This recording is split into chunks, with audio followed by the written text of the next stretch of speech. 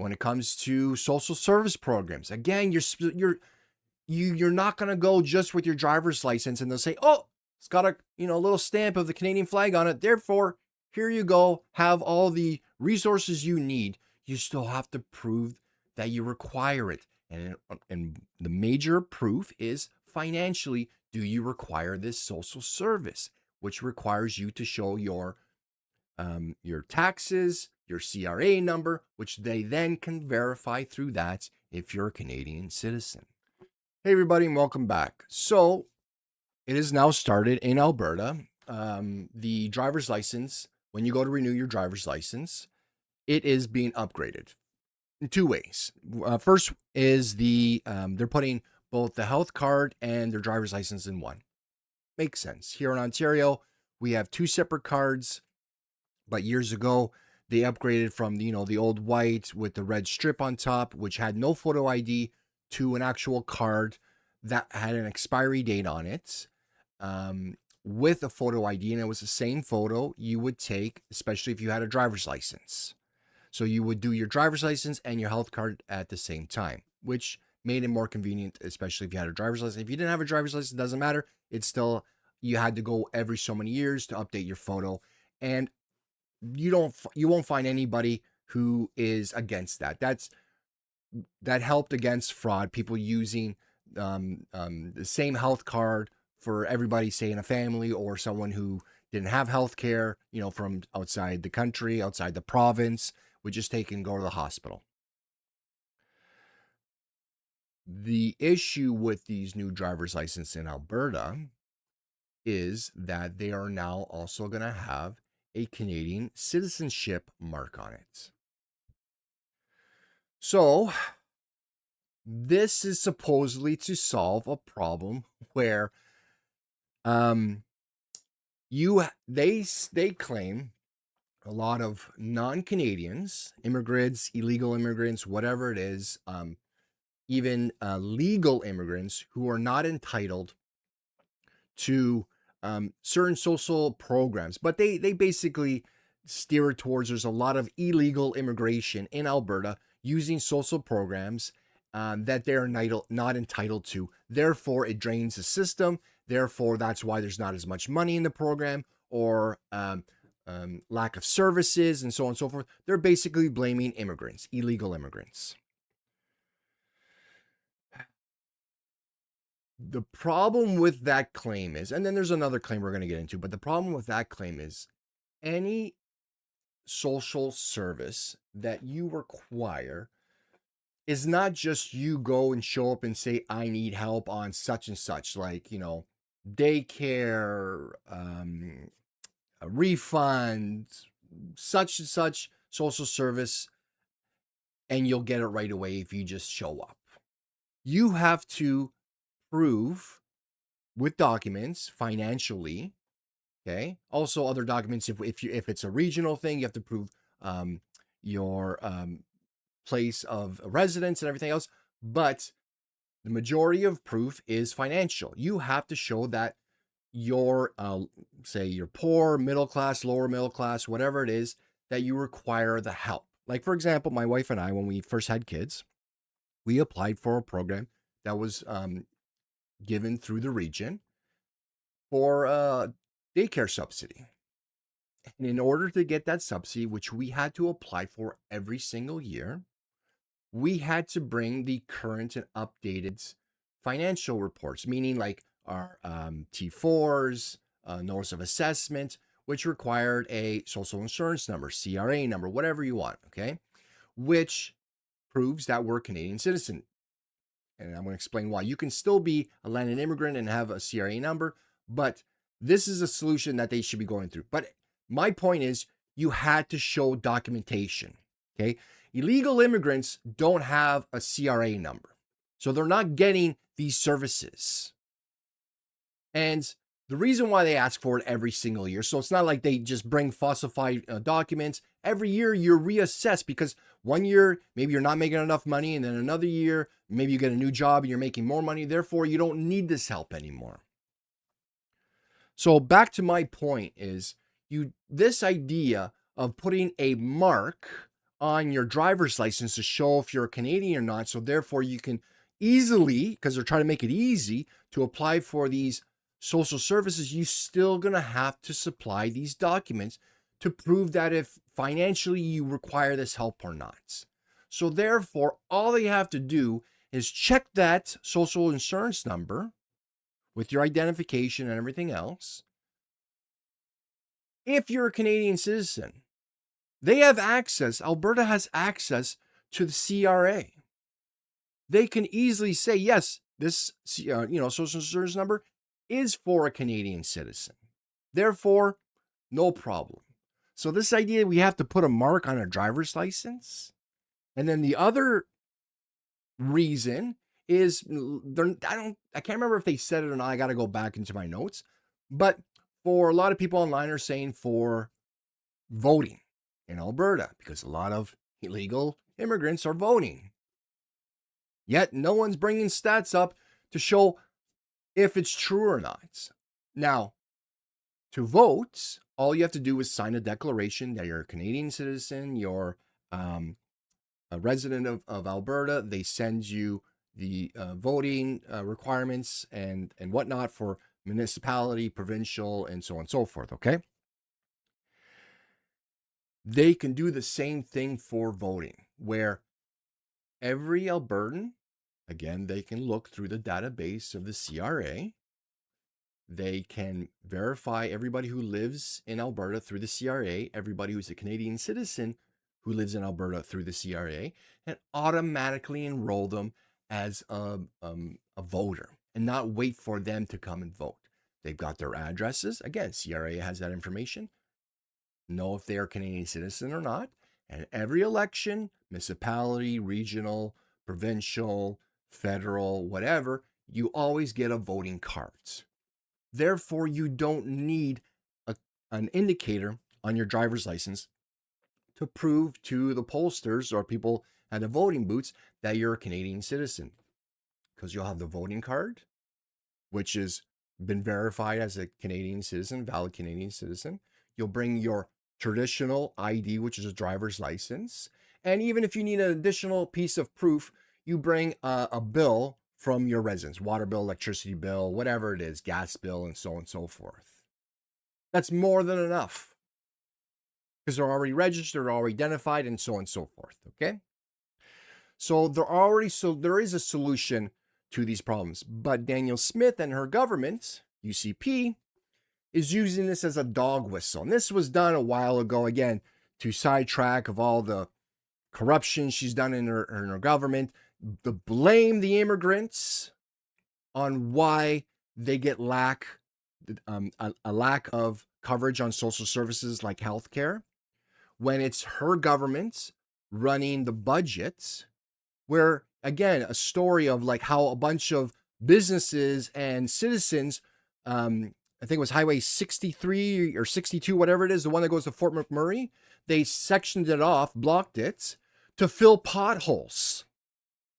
If you got a government that can't even fill potholes on a major artery, infrastructure artery for industry on the oil sands, that's their beloved oil sands, what makes you think they're running their healthcare correctly and trying to blame immigrants?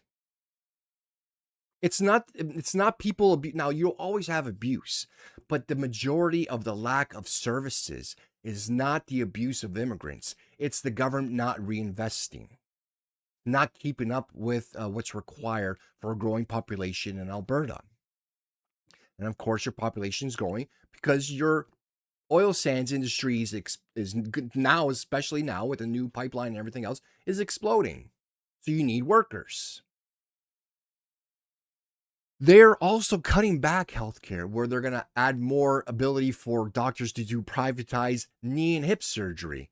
Going to be allowing eventually for private insurance companies to offer packages so you can get services paid through your private insurance to go to a private clinic to get faster service, so you don't have to use the public option.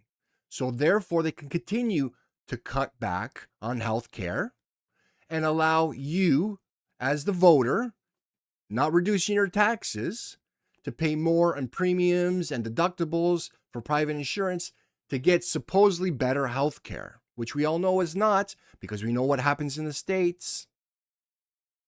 So this idea of what's going on in Alberta now is all BS.